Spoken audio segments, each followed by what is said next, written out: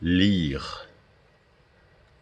En réfléchissant un peu, plus sagement au choix de leurs projets, tous les hommes deviendraient peut-être des étudiants et des observateurs pour l'essentiel, car tous s'intéressent certainement à leur nature et à leur destin. Accumuler des biens pour nous-mêmes ou notre postérité, fonder une famille ou un État, ou même accéder à la renommée, en tout cela nous sommes mortels. Mais dès que nous avons affaire à la vérité, nous sommes immortels, et nous ne redoutons plus ni le changement, ni l'accident. Le plus ancien philosophe égyptien ou hindou souleva un coin du voile qui recouvrait la statue de la divinité. Aujourd'hui encore, ce tissu frémissant demeure relevé, et je contemple une gloire aussi nouvelle que celle qu'il découvrit jadis. Car c'était moi, en lui, qui eut alors cette audace, et c'est lui en moi qui, à cette heure, retrouve cette vision. Nulle poussière ne s'est posée sur le voile. Aucun laps de temps ne s'est écoulé depuis que la divinité fut ainsi révélée. Ce temps, qui est notre vraie richesse, ou qui le deviendra, n'est ni passé, ni présent, ni futur. Mon lieu de résidence était plus favorable, non seulement à la pensée, mais aux lectures sérieuses, qu'une université. Et bien que trop éloigné des bienfaits d'une bibliothèque ordinaire, j'étais plus que jamais sous l'influence de ces livres qui circulent autour du monde, dont les phrases furent d'abord écrites sur de l'écorce, pour être désormais simplement copiées de temps à autre sur du papier de lin. Comme dit le poète Mir Kamar Uddin Mast, rester assis et arpenter les régions du monde spirituel, voilà l'avantage que j'ai trouvé dans les livres. S'enivrer en buvant un seul verre de vin, j'ai goûté à ce plaisir en buvant la liqueur des doctrines ésotériques.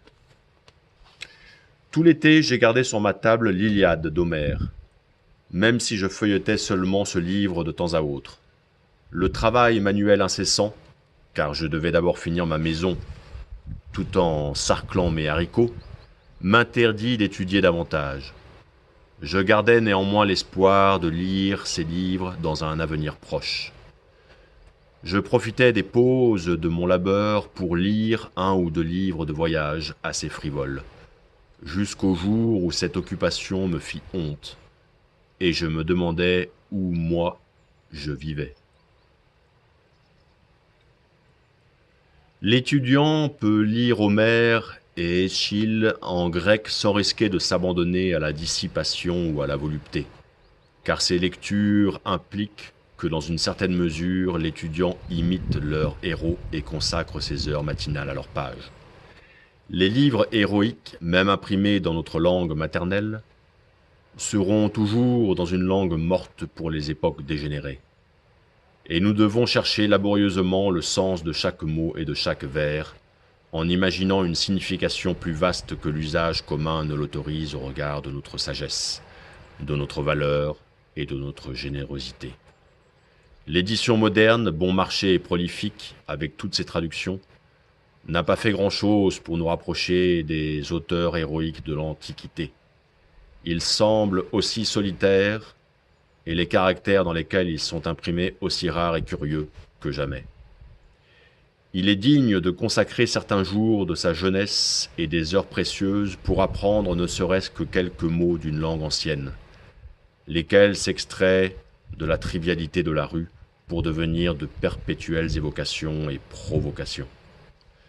Ce n'est pas en vain que le fermier se rappelle et répète les rares mots de latin qu'il a entendus.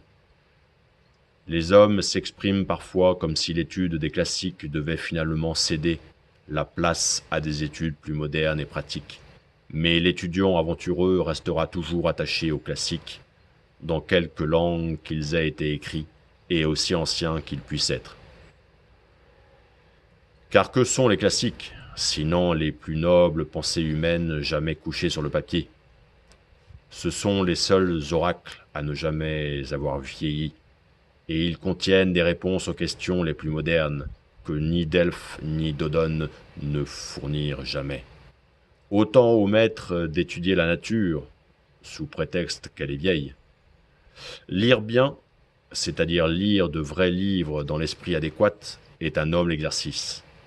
Une activité qui exige davantage de peine du lecteur que n'importe quel autre exercice prisé par les coutumes du jour. Cela demande un entraînement semblable à celui que supportent les athlètes, la détermination inébranlable de presque toute une vie.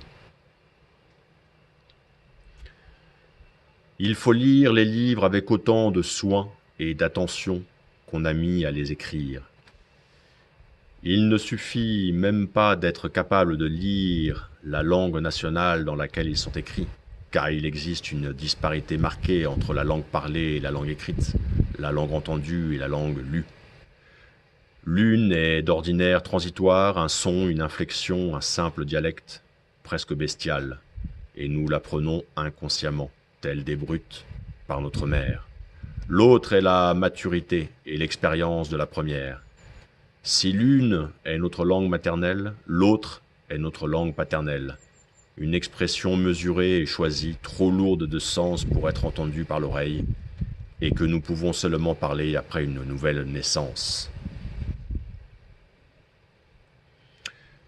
Les hommes innombrables, qui simplement parlaient le grec et le latin au Moyen-Âge, n'avaient pas le droit, vu les circonstances de leur naissance, de lire les œuvres des génies écrites dans ces langues, car ces livres n'étaient pas écrits dans le grec ou le latin qu'ils connaissaient, mais dans la langue choisie de la littérature.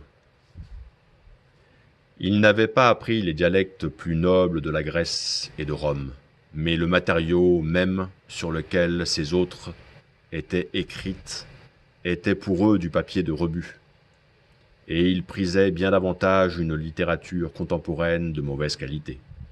Pourtant, lorsque les nations européennes eurent acquis des langues écrites indépendantes bien que grossières, qui suffisaient aux objectifs de leur littérature naissante, alors le goût du savoir ancien réapparut, et les érudits réussirent à discerner les trésors de l'Antiquité malgré leur éloignement. Ce que les foules romaines et grecques ne pouvaient entendre, quelques savants le lurent maintes siècles plus tard, et quelques savants seulement le lisent encore.